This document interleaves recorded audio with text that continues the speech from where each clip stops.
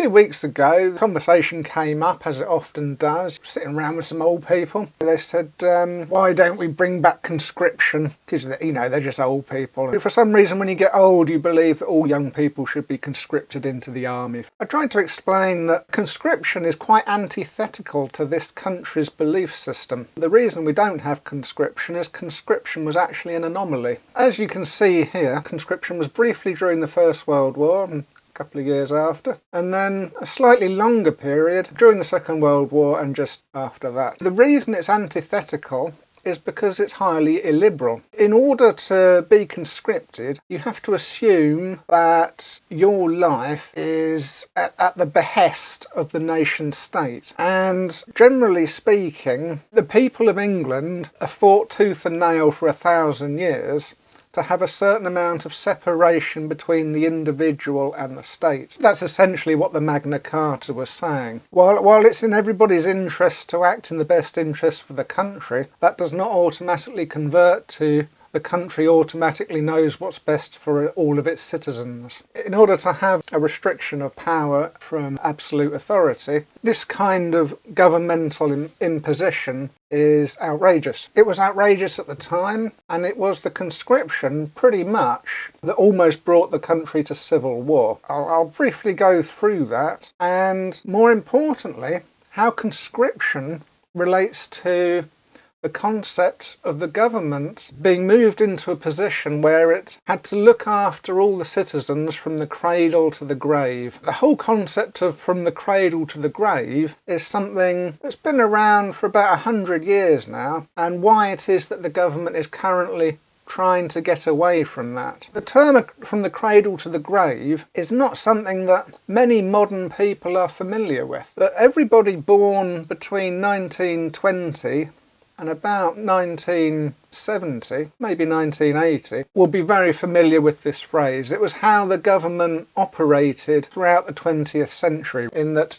the government's responsibility was to look after its citizens from the cradle to the grave, from birth to death. And in return, the citizen performed in a more nationalistic way in their approach to life. So, the nation state being conscripted, that sounds weird, doesn't it? Haven't governments always enlisted their people in the army to go and fight their wars? Well, of course, yes. That is the whole point of taxation. But anyway, we'll get to that later. If we look at this, you'll notice that before the First World War, it was essentially, the yellow means liberal and the blue means conservative or Tory, and the red is the Labour encroachment in the 20th century. And you'll notice Labour didn't really start getting going until after the First World War. The really big steep increase here was pretty much right after conscription. The Labour message became much stronger as a result of everybody being forced into conscription. If we're being forced into conscription, then we want the vote. People didn't have the vote back here, going all the way back here. Throughout this period, 1840 to 1920, was just a slow progression of more and more people getting the vote. Electoral reform, as they called it. That really got spurned on by this concept of conscription. You're going to die for your country. I think that means you really ought to have a say in how your country's being run. Because prior to this, in this bit here, you didn't join the army automatically. The army was a form of taxation where the excess people or excess males in the society could get sucked up and then sent out over the empire somewhere. It was paid for by taxation of the wealthy. The Middle Ages version of the public works. Excess males, they can either cause problems or we can put them to use, put them in the army and profit from them. That's essentially what a king is. The king gets taxation from his people to amass the army, to provide the services that an army provides. And the rich people, the landowners, religious leaders, the city bankers, the merchants, big traders, they were all happy with this system. Essentially, taxes were just designed to create the army. And you'll see that a lot in modern politics. There's still some people on the right wing of politics, aka the power side, who think that taxes should just be for the army. That has never gone away. Just like with the Liberals, the whole point of Liberal, this yellow bit here, is to always challenge the power and stop it from becoming tyrannical. most commonly to stop it using its army against its own people, for example. So in this period here, the Liberals were mostly focused with things like home rule for individual nations, religious freedoms and electoral reform and all that kind of thing. These Liberal spikes here and here, they're sort of like ending slavery and all these other issues. So East India Company, this was a big turning point. This essentially was the beginning of modern nationalism, when the famous East India Company, trading in India and the South Seas, they really started to decline in the 1800s quite dramatically, and the company lost all its administrative powers following the Government of India Act of 1858, and its Indian possessions and armed forces were taken over by the Crown. Rule of the country shifted from the directors of the company to a Secretary of State for India, advised by a council whose members were appointed by the Crown. So here we are, a bit like recently with the banking crisis, when all the banks started fucking up, the state stepped in and rescued them. And lots of people were saying, why are we rescuing them? What's going on here? And there was a similar thing going on here back in the 1830s, 40s and 50s. Why is the state coming in to rescue this company that's failing? Sort of like a very fine line between business and government, really, because of course the businesses try and influence government, don't they? And a lot of the power behind government comes from the businesses. So back in these days, if you joined the army, you weren't necessarily fighting for the Crown. You might get employed by the East India Company, which had its own army, which wasn't the Crown's army, it wasn't the Empire's army. You're essentially a security guard for the East India Company. Again, you see this in America a lot. A lot of people in America believe that companies should effectively be allowed to manage their own army. They get very hot and bothered about the right to bear arms over there, and that's how it was 200 years ago. But when you joined the army, it was a job. You weren't fighting for your nation, you were working for probably the East India Company or whichever other rich businessman or landowner required the services. The Crown had a relatively small army because the Crown's army was paid for by taxation, whereas the East India Company's army would have been paid for by the East India Company. So when the East India Company collapsed, it's a classic example of too big to fail. There's too many people employed and it caused too much of a crisis to just let it evaporate. So the government stepped in. It effectively nationalised the East India Company. And this was a big deal in the day, because the whole point of a liberal democracy was to have a very small state. It wasn't the state's business to get involved in matters that are beyond its control. How on earth is it going to pay all these soldiers and all these people employed in the East India Company, all the shipping and all that? That's a lot of money. That's going to mean more taxation. At the same time as the East India Company is collapsing, possibly coincidentally, possibly an olden-timey psyop, I don't know. I'll leave that up to you to decide. But here we have the 1851 Festival of Britain. This is like the first time there's a big national event where everybody has to come and look. Millions and millions of people came and had a look. From every strata of life, from the lowest to the highest. They were all invited to come and have a look at the wonders of empire in the Great Exhibition.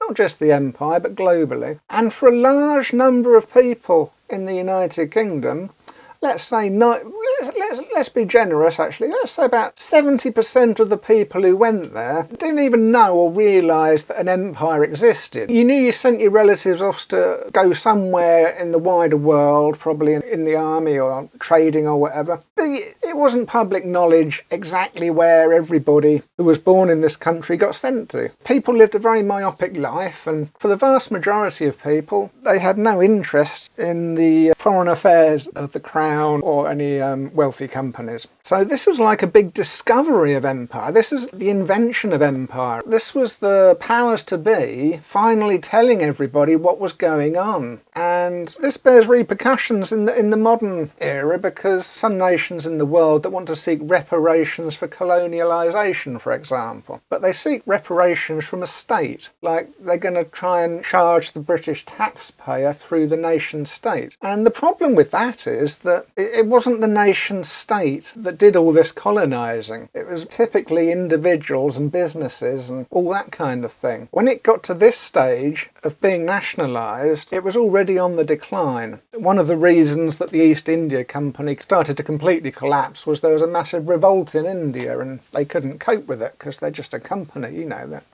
Anyway, so yeah, all the people walked around this big building and looked at all these things, exhibits from all over the empire. And you could say it's the powers to be preparing the population for nationalism, to be entering a new phase of the country's development where it's no longer just the small crown and the many large businesses operating independently all over the world, but it's now everybody in the country's duty to suddenly be a citizen of the empire as opposed to an individual. Here we go, the Great Exhibition of 1851, a turning point in Victorian Britain. Now, if I can remember where cultural and intellectual impact, here we go. The Great Exhibition had a profound impact on the cultural and intellectual life of Victorian Britain, and the exhibition also played a significant role in shaping British national identity and imperial ideology. And the Indian section in particular was used to justify British colonial rule and to present India as a backward and primitive society that needed British guidance and modernisation. So you can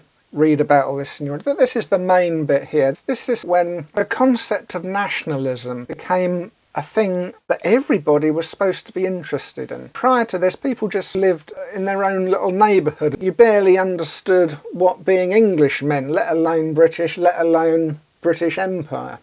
And now all of a sudden we're all national citizens. You'll see here in 1877 it was that Disraeli, the Conservative Prime Minister, proclaimed Victoria an empress. This is when she became the empress, and this is where you get the idea that at this point this was the peak of the British Empire, where this lady here, Queen Victoria at this time, ruled the largest amount of land surface ever known to any empire ever. But of course this was all just the pride before the fall, and again you see that this is when all these big sort of like royal events that everybody is supposed to attend and wave a flag at started occurring. This one here in 1897. Look at all this pomp and ceremony here. A lot of people love this kind of thing. This is the start of the flag waving. They were hugely popular events. Everybody went to them. They were like the new thing, the in thing. And anybody who was alive in this era would have memories of this. Like people have memories of where they were when Diana died or when the Queen died and all that. But again, prior to this particular time, this kind of thing didn't happen very often. There would always be a new parade for new kings or whatever,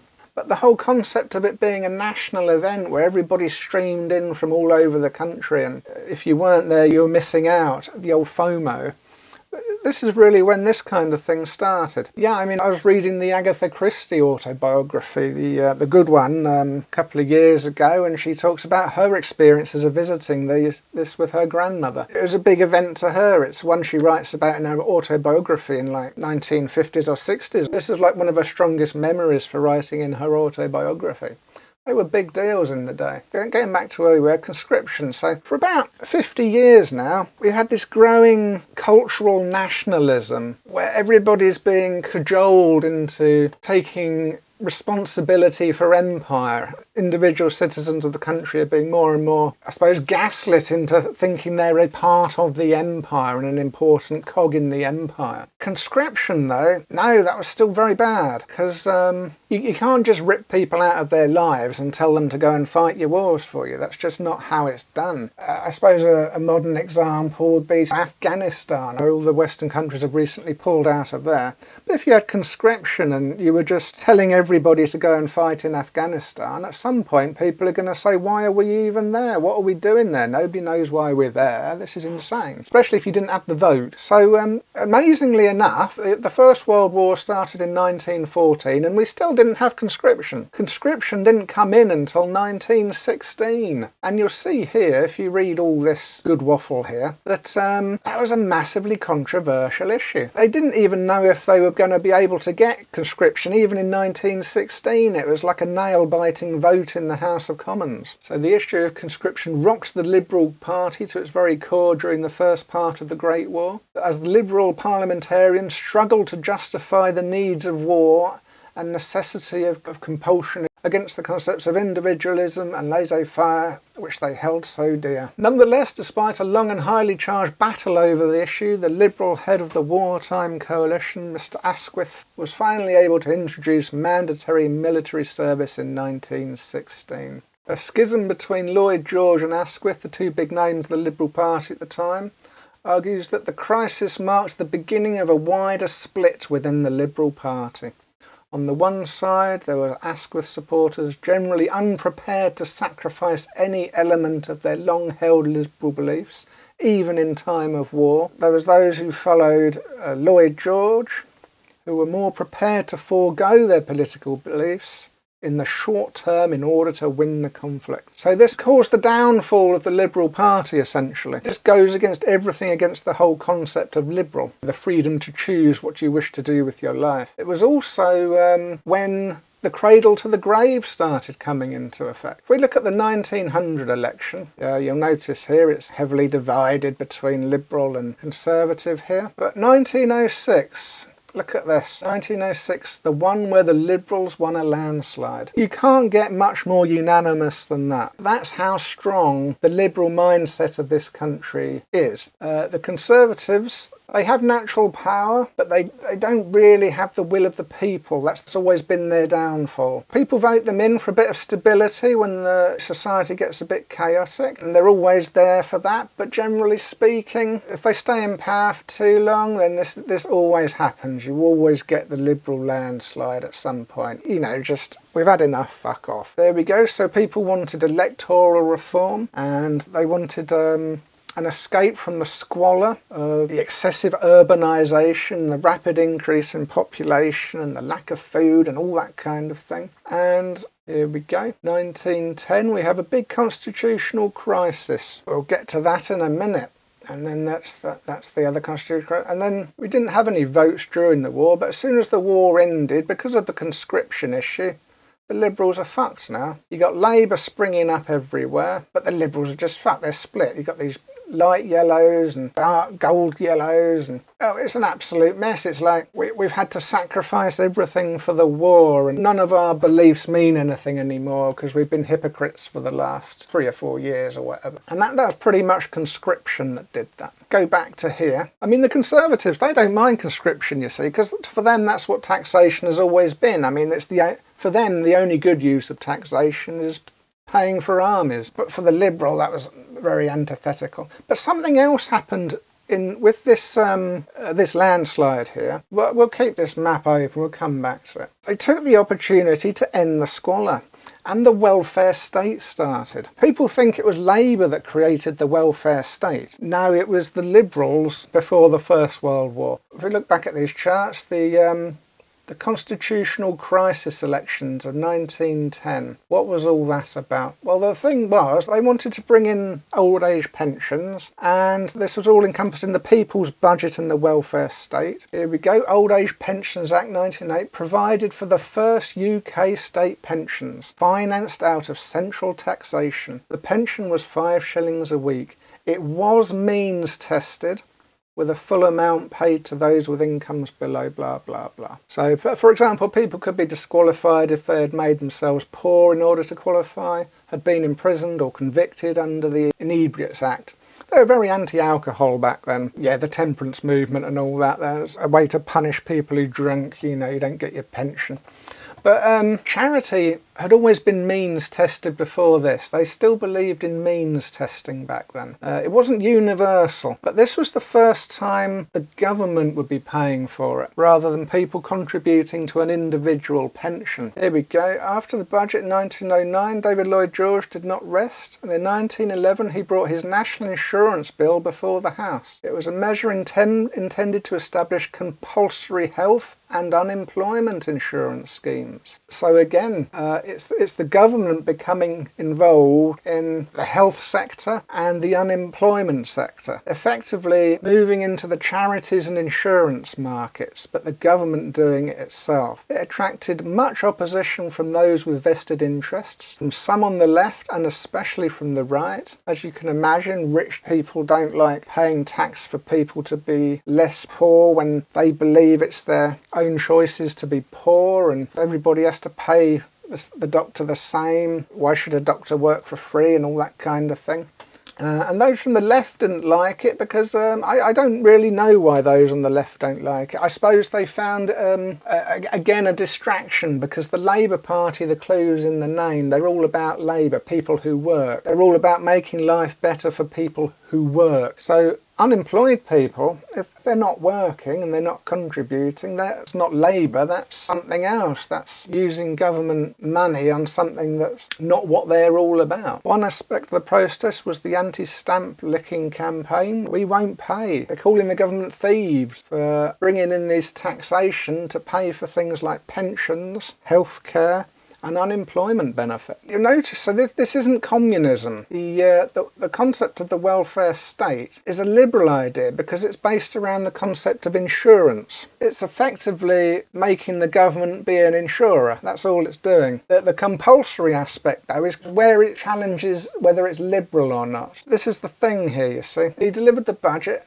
and he said it was a war budget designed to raise money to fight the war against poverty and squalor. The money would be raised by higher taxes for the rich upper class. This led to other battles. It led to the reform of the House of Lords. You see, back then, the House of Lords, who aren't the people you vote for, as I say, they're the landowners, the religious people, they had their own parliament, the same as today's House of Lords, but they actually had power. They could say that they're not going to pass the acts that the actual parliament has set forth. And you saw with the election thing, we had the landslide. That's quite an overwhelming opinion of the majority of the people of the country, that they wanted the Liberals to do what the Liberals were doing, and then the Lords just said no. So they had to have more elections to fight the Lords and to ask the British people whether, or the British people who could vote, whether the House of Lords should have this power to deny the will of the people. And it took 2 elections, and eventually Parliament won, and the Lords were finally moved away from the decision-making process to the more what we have today. Yeah, we've got lots of very big, very important things going on in this particular pre-war period, and a lot of people thought that the country was verging on a civil war. There was just too much going on. The traditional power being very grumpy that they're not allowed their traditional power, and the Liberal government trying to actually solve a lot of issues via taxation, which in turn is always a difficult sell. But that's the thing. If the government wasn't asking for this taxation, people would be paying more for their private insurance. Insurance is great if you can afford it. If you can't afford it, it's useless, isn't it? But with the government, it should be a self-paying and possibly profitable enterprise, because insurance companies, obviously, they must make a profit. If they didn't make a profit, they wouldn't be in business. So if the government does it, it should be able to do it in the same way. It shouldn't have too much of an effect on the budget. The only difference is you're covering the basis of the charity aspect. You're removing the need for charity. But by just paying your tax, you're effectively paying your charity contributions and your insurance contributions, which should be cheaper for you. It shouldn't cost too much for the government. It should be a sort of almost self-funding process. And back then it did kind of work, because you had vast amounts of younger people and not very many old people. There was a lot of stigma around not working. And there was lots of things for people to do, because labour was very, work was very labour intensive back in those days. And people normally were poor due to unfortunate circumstances, more often than their own choices, as it were, which was the issue the Liberals had. The Liberals are all about choosing your life, but you can't choose your life if you're forced into miserable circumstances. That was when the welfare state, this is when the cradle to the grave started. And it's worth noting, of course, that Winston Churchill was a Liberal at this time. He was part of this government as well. So the Liberal Party died because of conscription, and the Conservatives came into power with Labour gnashing at their heels. And you'll see here in 1922, yeah, here we go, women could vote for the first time as well, so everybody's getting the vote now gradually. Labour got a bit of power in 1922. They had a little coalition there with the Conservatives. They had another vote the next year because we don't like coalitions. We like proper power in this country. We don't like it when governments don't have a lot of power. You know, they had another election. Labour actually led. They had a Labour Prime Minister, I believe, in this after this one. Again, it wasn't a strong lead, so they had another election. And then you have the Tory landslide. There's been 10 years of chaos, maybe 15 years of sort of dramatic chaos. One party's died, another one's still only growing. So people just say, right, we'll have the Tories then. So the Tories get their natural position of power again. They get their landslide. You see in 1929, after the Wall Street crash, of course, that buggered up the Tory vision of a nice life for everybody. And we have to enter austerity. So, of course, Labour is now coming back again. But for some reason, they cock it up. There we go. That's the Tories are back to the austerity, rather. Yeah, the Great Depression, the austerity. And 35, Labour creeping back again. And this is the last election before the Second World War. And you see what happens? That we get conscription again, and Labour are back again. If they're paying taxes and they're voting and they're now being conscripted, then they want a bigger say in what goes on in Parliament, really. How did it get to this? You know, all that kind of thing. So we get the big 1945 election result. This period here of Conservatives, you'll notice that the Conservatives didn't really repeal those welfare reforms that the Liberals brought in. The concept of the cradle to the grave, the Conservatives didn't actually mind that. Once it was enacted and once it was part of the system and once they saw it working, they didn't really mind because it's not too dissimilar to the basic principles of the purpose of taxation is to try and prevent the idle man from becoming a problem. Instead of putting people in the army, paying them an unemployment benefit while encouraging them to find work is pretty much the same thing, really. And as I say, the pensions and the healthcare, they kind of paid for themselves, really. It was just nationalised insurance. The Conservatives, they don't tend to change things. As long as they're in power, they don't really mind what the rules are. They're essentially the party of the status quo. You know, they took their massive beating in 1906 and they lost the House of Lords in 1910. They had to eat their humble pie. But when they came back, they didn't try and reinstate the House of Lords. They knew that horse had bolted. And they didn't try to repeal the welfare reforms. They just tried to maintain the status quo, which means maintain their power. As long as they maintain their wealth and privilege, and they don't mind. That was all good. But yeah, the war came around again and you got conscription again, and we come back to this was actually a landslide for Labour. It doesn't look like that. It doesn't look like the landslide from the previous Liberal and Conservative landslides, but this was actually a landslide for Labour here. Most of these red bits here are the heavily populated areas. The scantily populated areas are these blue chunks, so the visual doesn't really convey the numbers there. Although saying that, I don't think any party in the UK has ever really gone, you know, more than 50% of the vote, maybe 60 at maximum.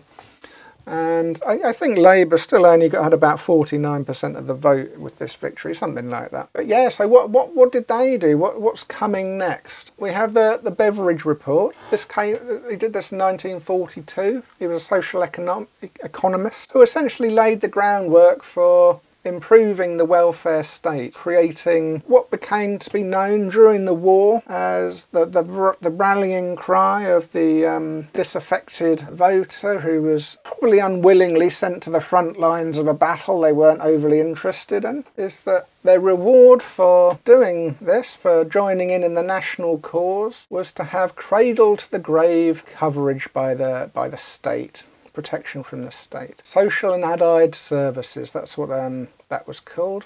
wasn't called the welfare. It didn't call it the welfare state. It just called it, just like the previous, the early implementations of the welfare state weren't referred to at the time as the welfare state. They were just national insurance. It was just a very capitalist notion of paying money for a service. The only difference being that it was compulsory because it was taxation. And this guy had worked in charities, of course, and he'd seen that philanthropy was not sufficient. Of course, philanthropy can never be sufficient. Not only does it often come with the most awful clauses and small print as to whether you're allowed the charity, but it's very open to corruption. It can come piecemeal, like you'll get a large lump sum and then a few years later nothing, and then a few years later another large lump sum. So it's not structural, it's just sort of like people wanting to do a good deed to make themselves feel better. It's not really a structural improvement, so it doesn't really have any long-term benefits and all that kind of thing. There are charities with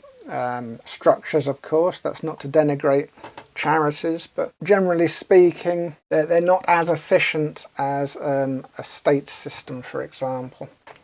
And they're very sort of like targeted. It's very specific things, like you have a different charity for single mothers, or different charity for people who are single fathers, or different charities for people who've got injuries, and different charities for people with mental conditions, and they can't all get the big money, as it were. Anyway, and he wanted to battle the 5 giants of idleness, ignorance, disease, squalor and want.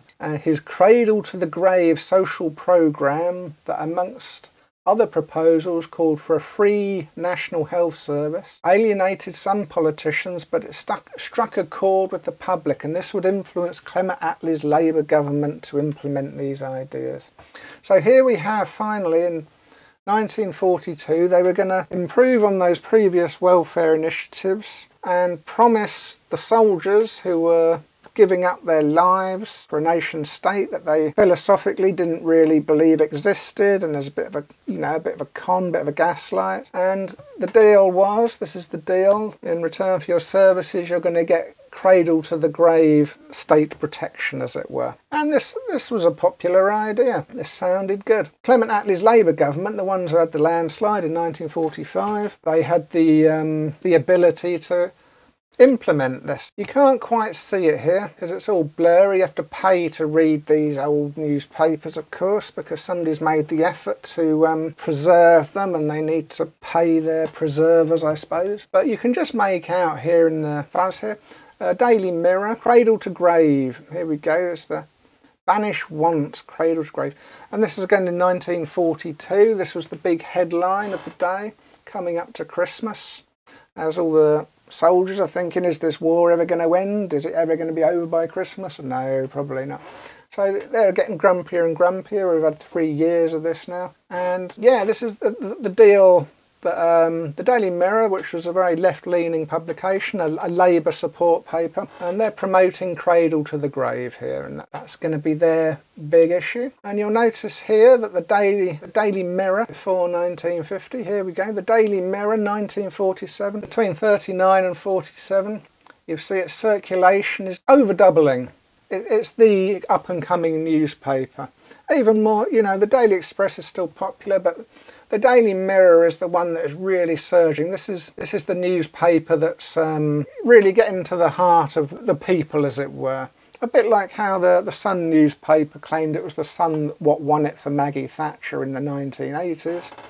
In the 1940s, it was the Daily Mirror that was the main tabloid mover and shaker here. And so then running a headline on, we're going to go for Cradle to the Grave. That's a lot of popular support there, and by running those kinds of stories you can see their circulation numbers growing, over 2 million, and they're the only ones they're the only ones surging in this regard. What the welfare state, Cradle to the Grave, established, so what that means is right from childhood to death, and so the Family Allowance Act of 1945 was established, where you get universal financial support for families with children, providing 5 shillings per week for each second and subsequent child. Regardless of how much money you have, it's not means tested at all.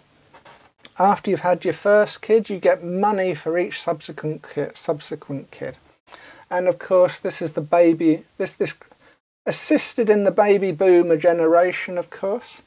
So all the people coming back from war, and everybody's excited to be back home with their wives again. So, and they're all trying to pump out kids for the war effort, of course. That's the child aspect. And so then what other things? So from child to education. So as the child grows up, in 1947, all local authorities had to provide primary, secondary and further education. Free education was available for all until the age of 15. So there we go, we're getting money for your kids and they're getting educated for free. And of course the people who were against this were those that were concerned about academic aspect of education would be harmed by combining it with less academic subjects like woodwork and metalwork and all that, and the less academic children, you know, the thickies and the violence and all that kind of thing, all the poor people and all that. But of course that's not really how it happened. Well, it kind of is, but it's not really. The main difficult thing was finding enough teachers, of course. That was the biggest problem. But the things that weren't part of the welfare state, the things that really interested Labour, Labour wasn't overly interested in welfare as such. It was mostly interested in power, because Labour, of course, is just a flip side to the old Tory power. Labour was about taking power as opposed to making reforms. So they wanted to take over control of steel, iron, gas, coal, electricity and railways, aka the communist means of productions, in order to ensure that everybody was employed, because they're all about people working. In a similar way to the old Tories, really. They just had a slightly different way of going about it, I suppose. And they wanted, in the nationalising it brings it all under one authority, whereas with the Conservatives, or the old Tories, it's just a coalition of the wealthy, really, and nobody really has a right to say what the other people can do, as it were. But with this, it's sort of, and they had hire and fire, however they liked, of course.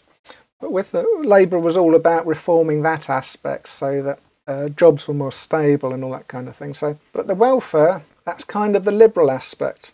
All those disaffected liberals who went over to either Conservative or Labour during the split after the conscription fiasco. Like Churchill, for example, he became a Conservative, but he became a cradle to the grave Conservative. He was all for the cradle to the grave concept. He thought that was a good deal. But of course, he didn't like this nationalisation of industry, as it were. Some other things to address squalor. We have councils could buy houses in disrepair and make improvements. Householders could apply for assistance to make improvements. To address want, provided financial protection in the event of unemployment and sickness. Workers received money for when they were unemployed or sick. The elderly received pensions, and I believe this became universal, and I believe this unemployment was universal as well. Financial assistance with funeral arrangements, and it standardised minimal living conditions. And then you have the more labour things, industrial injuries and national assistance. So, you know, even with the more universal one here, it says it did not provide for those members of society who were not in work and had not made contributions. So it wasn't fully universal, but it was universal if you were working and had made contribution. And of course, it increases the number of officials needed to operate the scheme, which is one of the problems of it. Disease. National Health Service was established in 1948. We all know what that is because that still exists. But of course, doctors, dentists and opticians were inundated with patients queued for treatment. So opticians and dental treatment was sort of like quickly, not taken off, but removed from the universal aspect. That was going to be heavily means tested, as it were, or subsidised, private, and it's sort of like, not like the normal, it's not fully NHS, as it were. The Labour government passed a series of measures which became known as the welfare state. So even at this time, it wasn't known as the welfare state. The phrase for it at this time was an expansion of allied services with the catchphrase of cradle to the grave coverage. So you had your new babies, you got paid after the first, you get all your education for free up to the age of 15. Then when you're in work, in your adult life and your working life, you can get unemployment and sickness benefit if you fall upon misfortune. And then when you retire, you get your pension, your universal pension. Along the way, you've got the NHS, helping you if you succumb to the misfortune of illness as well. So there we go. That's how everybody lived for decades. All of this was fully normalised. Again, it's all very liberal. The whole concept of it is liberal, in that although it's paid for by taxation, which I suppose is technically liberal, however, taxation has always existed. That's not a modern phenomenon, and it's highly likely that even if you got rid of all taxation, at some point somebody would be taxing you, because that's how bullies make their money, isn't it? So that's more of a human nature thing than a philosophical thing, really. Yeah, but the Labour also had this whole nationalisation thing, which is a different kettle of fish, but people often confuse, and that's why nowadays people confuse the two things, and they call the welfare state sort of like a left-wing issue, but it's not. It's a centrist liberal issue, and the whole point of the liberal welfare state, as it were, is that it gives people freedoms. It doesn't actually create less freedom, it creates more freedom, because like in America, the average person pays about $12,000 a year for their healthcare, one way or the other, either through insurance or paying for the care privately, or however you do it. Instead of doing that, why don't you pay your $10,000 to the government, and they'll give you free health care and a pension and all this other stuff, you know what I mean? Again, like earlier with the charities, the problem with private is that it makes you make choices. It's like, let's say you're a middle earner, an average earner. Are you going to pay for your kids to have an education? Or are you going to pay for your grandmother's pension with your little bit of excess money? Or are you going to pay for your loved one's cancer? Because you can't do all three. It's very difficult. You can't say that life is about having freedom to pursue your own goals and the freedom to improve the world around you via your entrepreneurship or employment or social activities, while you're constantly burdened with these financial pressures from life important things that aren't really choices.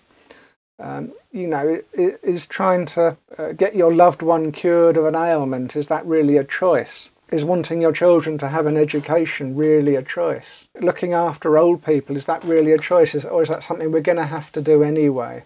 Otherwise, we're just going to, watch people die on the streets, or, rely on charities to send them to nice places. And the charity's going to be awfully selective, isn't it? Will they really want your old people in it, or they be picking their friends and families, old people's first?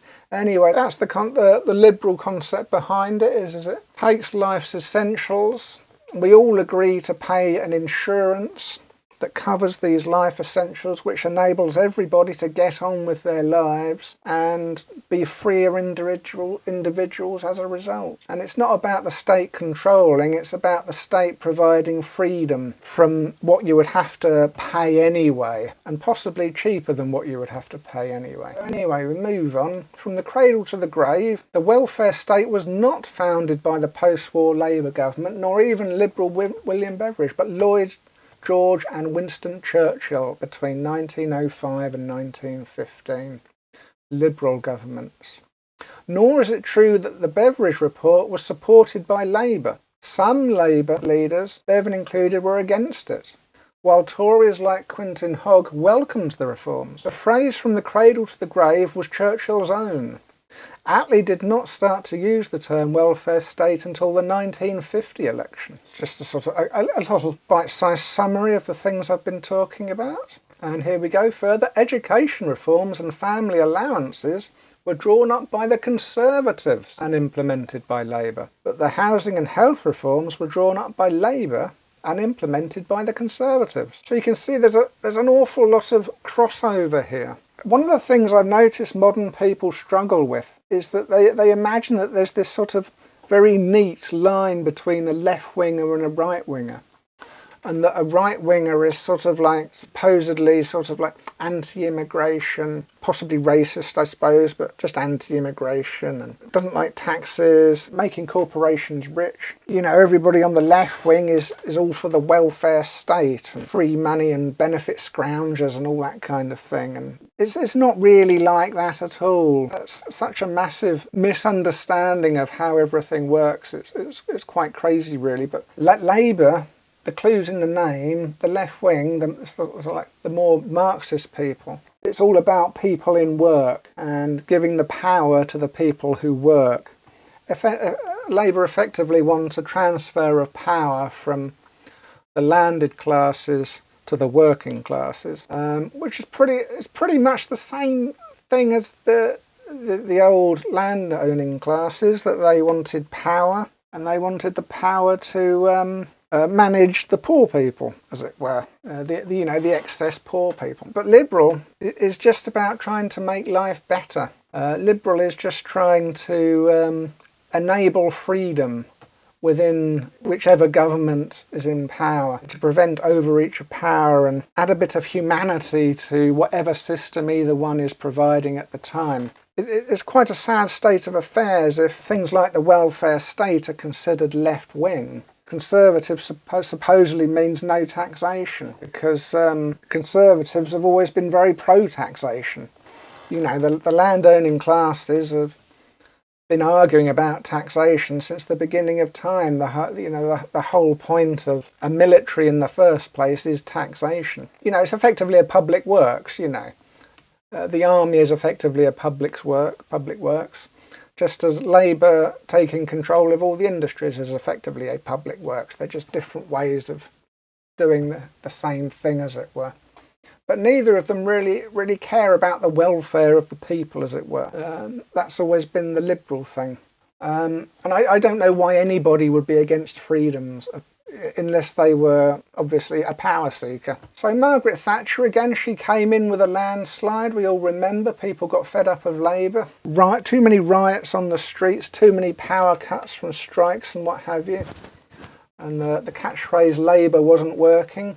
We'd given the working people the power for a long time, and they were just striking all the time, really, all wanting more money, which is not too different to Conservatives. That's how Conservatives end, really. And when the natural party of power, the landowners, as they call themselves, they tend to lose their elections when they just become obsessed with how much money they can squeeze out of everything, and it gets too much.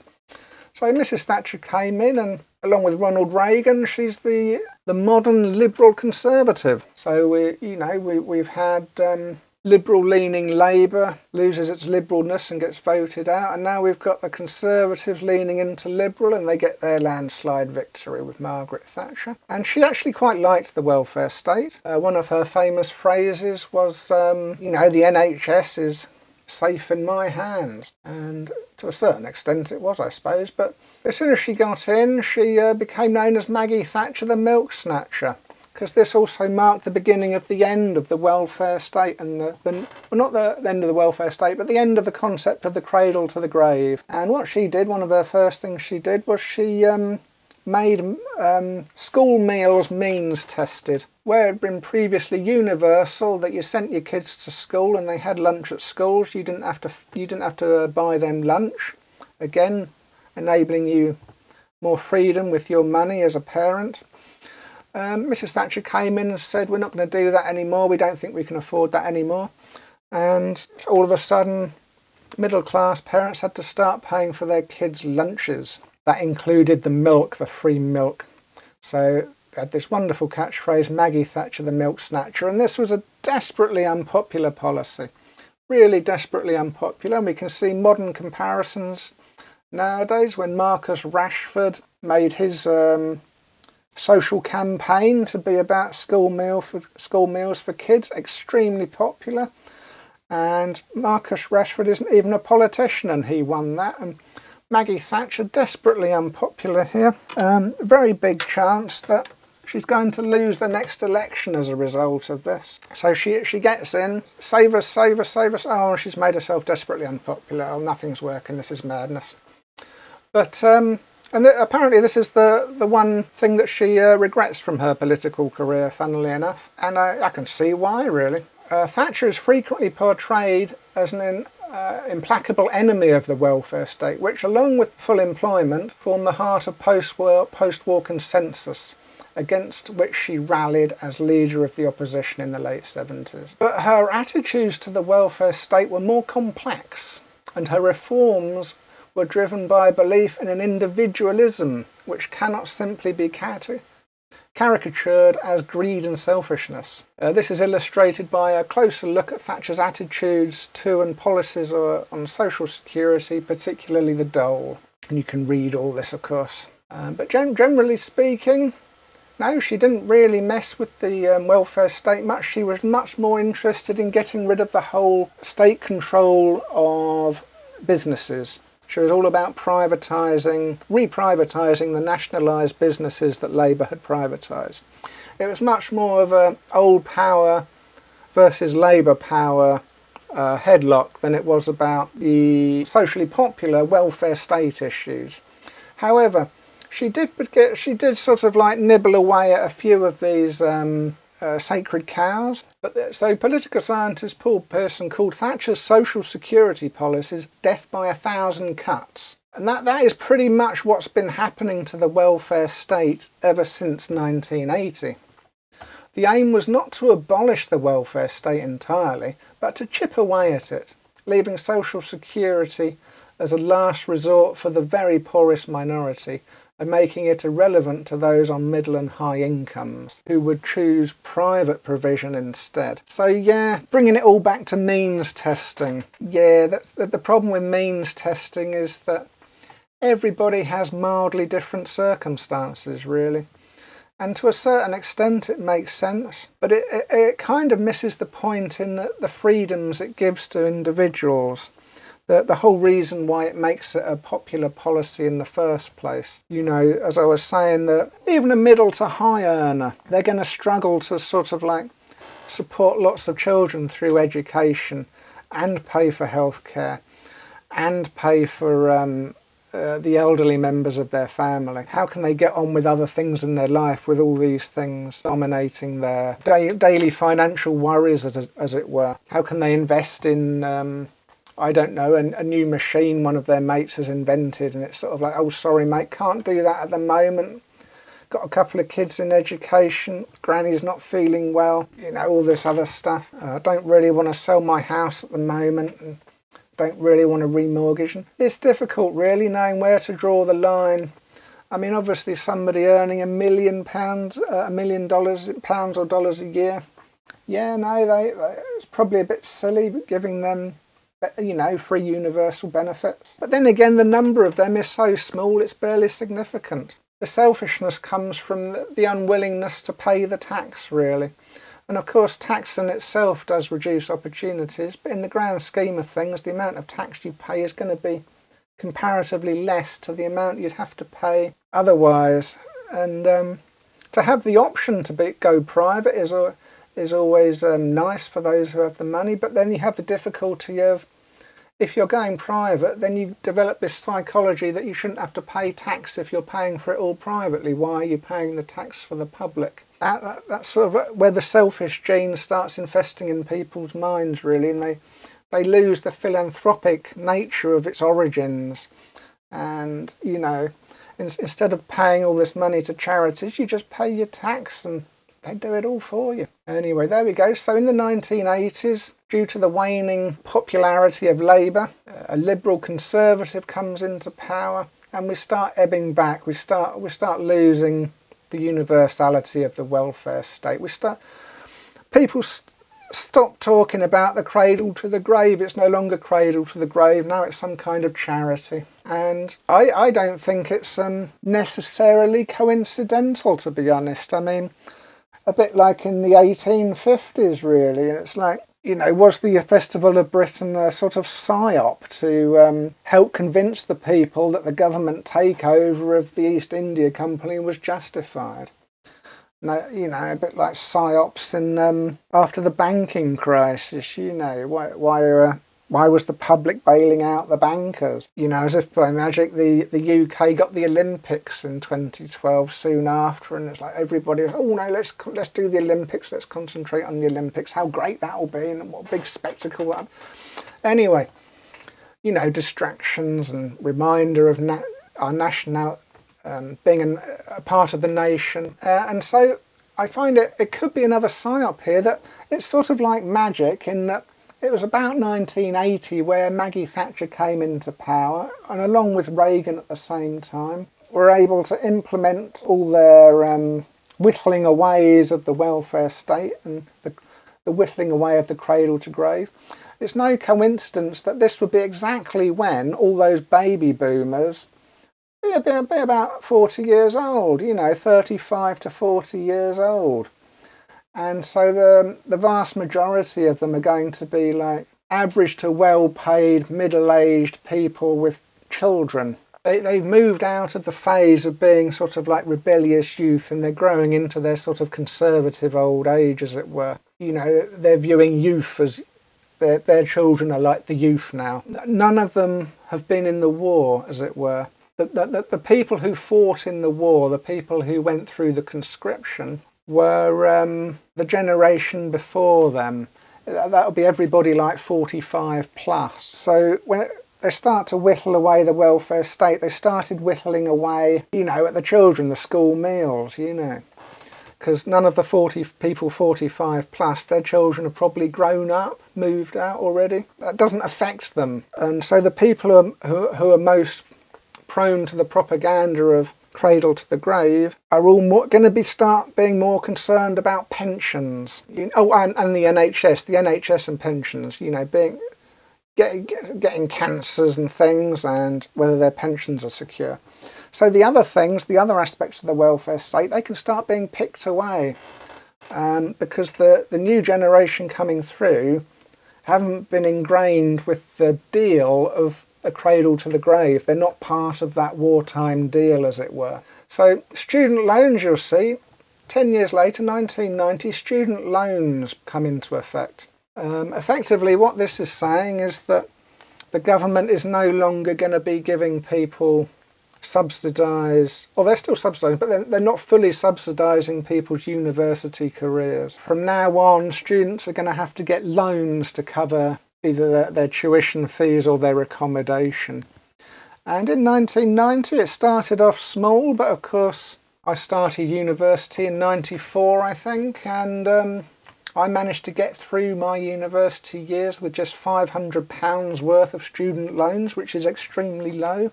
However, my nephew, who's currently going through university, is expected to come out of university with about £60,000 worth of debts.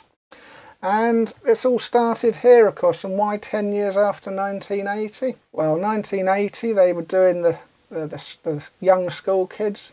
1990, those kids are now, you know, going into higher education, as it were, so they can start pecking away at the cradle to the grave generation's kids. They've all got through university, they've all got nice jobs, and so they can start picking away at the students. That's no longer going to anger the cradle to the grave generation, the people who took that deal. And now we move to, oh, that's that lady from The Apprentice, isn't it? What's her name? Karen Brady, that's it.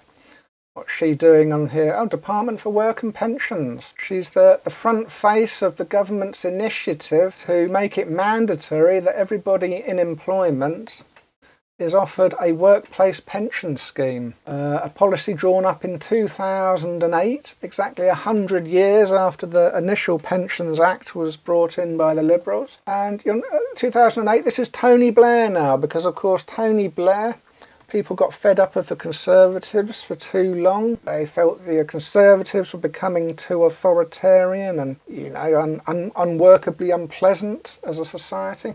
So we had a landslide for the now Liberal Labour Party under Tony Blair. But it was Mr. Tony Blair who, funnily enough, is now whittling away the welfare state here. He's saying that everybody working now has to contribute to a workplace pension.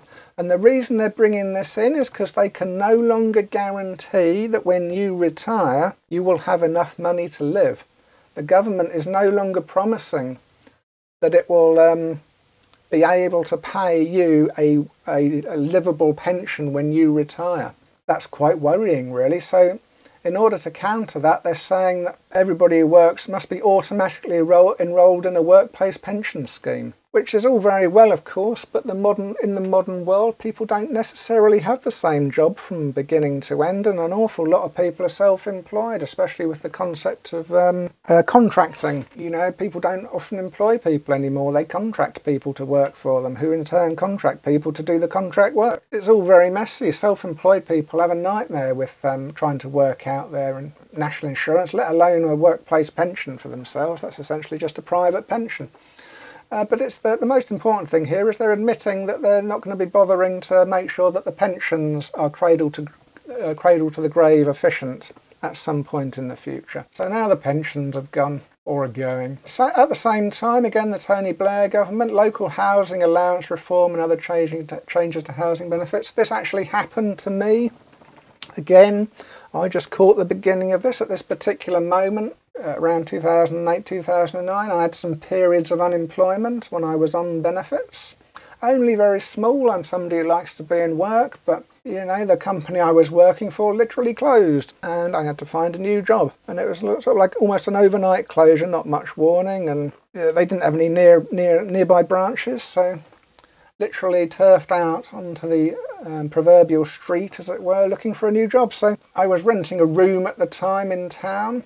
And you'll notice here, what they did was they, when you're unemployed, you can also claim housing benefits, so your rent gets paid. But what they did in 2008, they made it so that if you were renting in a private accommodation, you wouldn't get the full amount of rent if your private rental accommodation was more than the council were charging for a similar residence. And of course the private sector is all over the place. You can get all kinds of different rates. So if you just happen to be living in a more expensive room than the council was charging, you would get your housing benefit, but it would only cover part of your rental cost. And so at this time, 1 bedroom or shared accommodation, up to 250 quid. The place where I was renting at that time, it was either 270 or 280. Effectively, I'd have to pay for the gap between the housing benefit and my actual rent with my job seeker's allowance, because of course it's not called the dole anymore, it's called the job seeker's allowance, because we've gone back to demeaning people who aren't in work with demeaning language as a discouragement from people to being unemployed. Anyway, so that made an awful lot of people who were poor or in unfortunate circumstances even poorer, because the job seeker's allowance is barely enough to live on. I really struggled to even just buy food that was substantive. And I did experiment with all kinds of cheap meals, but the ingredients that made it interesting or edible or give it sustenance were always the expensive bit. Man cannot live on bread alone, or just rice alone, or potato alone, or pasta alone, whatever your basic starch is, you know. So yeah, that was sort of like another cut in the cradle to the grave here, you see. Very much from this time onwards, it was just pensions they're concentrating on. And from recent times, you'll notice a lot of conservative rhetoric around the triple lock pension. And it was sort of like everywhere you heard during election times, it was who's going to do the triple lock pension. And the Conservatives kept winning elections because they were doing the triple lock pensions and guaranteeing that. And that's because all the people, the cradle to the gravers, and the NHS, of course, the cradle to the gravers are all now pensioners. There's not many of them left. There's probably only 100,000 or so people left who took on the cradle to the grave deal during the Second World War. Once they're gone, I suspect the triple lock pension will end. They're already talking about that. And here we go, child benefits in the United Kingdom, family allowance. From 2013, child benefit, a universal benefit since its introduction, became means tested. So they started means testing that child family allowance in 2013. They're having a dig at the family allowance, and there's not much left really of the cradle to the grave. And And so this is the thing with the modern generation. We talk a lot about a disaffected modern generation. Well, they find it difficult to align themselves with modern politics, and they often find themselves going into sort of extremist rabbit holes, as it were. I think a major a part of this is, the declining welfare state, or the declining appetite for the welfare state, particularly the cradle to the grave concept. Everything's and the end of the fall of the middle class. Really, I think everybody's being desperately distracted by other topics as much as possible, while behind the scenes the intention from both the major parties is to just dismantle the welfare state, really. What do you replace it with, though? You can't have everybody just going in and joining the army. For a start, wars don't work that way anymore. Well, you're going to hire 100,000 people to join the army, which is going to be paid by taxation anyway, then ship them off to a war zone, and then just drop a bomb on them all and kill them all in one go. I mean, that's not going to go down very well, is it? They're going to have an awful lot of loved ones very unhappy about that. I think that would be an election loser, that one. What is the purpose of an army? Policing what? And with Labour as well, they want full employment, of course, and they want to reduce the welfare state by having full employment. But of course, how can full employment work when the economy is almost entirely based on contractors employing contractors that are contracting for people who don't employ anybody, because technology is replacing all of the jobs? It's bizarre, because it seems to me like the future is a welfare state. And a lot of people are talking like, the universal income, the universal basic income, as it were, where effectively the state gives everybody a flat basic standard of living, and then you can improve that by being employed at something.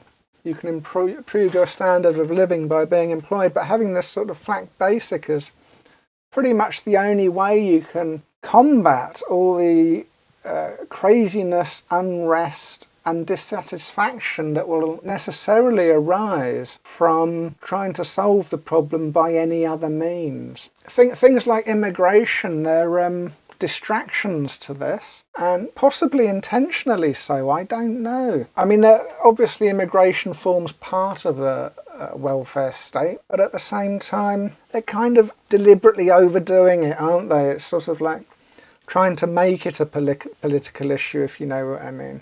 These sort of quasi social, cultural topics like gender, is that really an important discussion? I mean, it might be important for the people, the people who promote it specifically. It's obviously important to somebody, but is it as important as the welfare state as the topic of discussion? How can you make the welfare state and the concept of the cradle to the grave the topic of discussion? In that's how we've got to try and focus our society, when it feels like the people who are most interested in power are trying to get rid of it. All the propaganda networks, it's not an important issue for them. And that includes just, even individuals on YouTube. How can the welfare state be of interest to somebody on YouTube? What kind of audience are they going to get?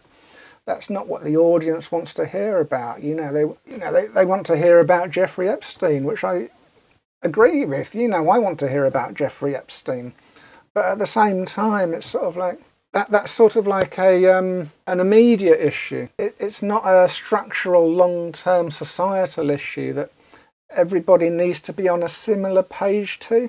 Not in agreement. I'm not saying this is something that needs to be forced, but just having the disagreements between parties being, what should the government be doing about the welfare state, and not in a cut it all versus not cut it way, but in an improve it versus an alternative way to improve it way, should be the more pressing conversation that everybody should be having in a sort of very unified way. I think that's the issue really behind everything that's people are complaining about, really. And it's the thing that's being brushed under the carpet, hidden from view, and I suspect, from a PSYOP point of view, we're being deliberately shepherded away from, because we are not part of the generation that brokered the cradle to the grave deal, which was part and parcel of the Second World War effort. You've done your work, that generation got their deal. Now we're going back to not caring about anybody or anything ever again. We've got to find a way to make the welfare state popularly interesting and popularly supported again, and make it work financially. These are the things that matter, I think, not all the other stuff. Anyway, there we go. That's, well, not totally any of the other stuff, but this should be the main. This should be the focus of what everybody understands and believes. This is what people should be primarily educated about before they learn about or have issues with other things. And how the other things influence these things is what matters. Anyway, there we go. Bit of a long episode there, but a lot to get through.